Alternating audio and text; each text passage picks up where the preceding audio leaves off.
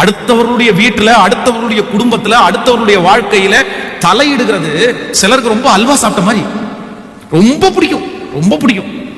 வாழ்க்கையில இன்வால்மெண்ட் ஆகி எல்லாம் தெரிஞ்சுக்கிறதுல அவ்வளவு அலாதி பிரியம். நான் சொல்றேன், உங்களுக்கு ஆவிக்குரிய வாழ்க்கையில என்ன குவாலிட்டி இருக்குது?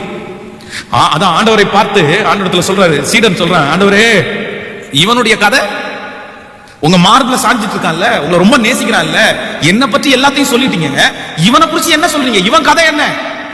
உடனே ஆண்டவர் என்ன சொல்றாரு, நான் வரும் அளவும் இவன் இருக்க எனக்கு சித்தமானால் உனக்கு என்ன, வேலையை பார்த்து போடா அப்படின்றாரு.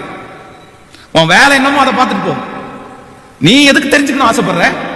அவனை நான் எப்படி வச்சா உனக்கு என்ன, அவனுக்கு எப்பேற்பட்ட ஊழியத்தை கொடுத்தா உனக்கு என்ன, நீ அதெல்லாம் தேவையில்லை, நீ உன் வேலையை பார்த்து நீ போ.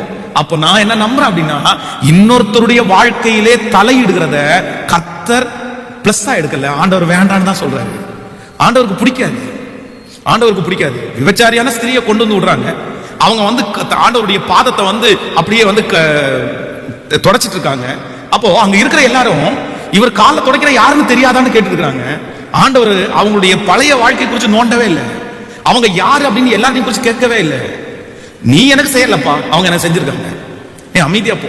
அதான் கையும் களவுமாய் பிடிக்கப்பட்டு கொண்டு வந்து நிற்கிறவங்களே, என்னம்மா எப்படிமாச்சு, எத்தனை வருஷமாமா இந்த பாவத்துல நீ இருக்கிற, எத்தனை மாசமாமா இருக்கிற அப்படின்னு கேட்டாரு கர்த்தர். ஹலோ, ஏன் சொல்றேன் அப்படின்னு கேட்டா, இன்னைக்கு நிறைய பேர் அப்படிதான் கேட்கறாங்க. ஜபம் பண்றதுக்காக யார்ட்டையாவது போய் சொல்லுங்க, சொன்ன உடனே ஏதோ பிரச்சனை சொல்லு, எத்தனை மாசமா, எத்தனை வருஷமா, ஐயோ அப்படியா, அப்புறம் என்னாச்சு, அது மட்டுமா வேறையா, அது மட்டுமா வேற ஏதாவது இருக்கா சொல்லுங்க.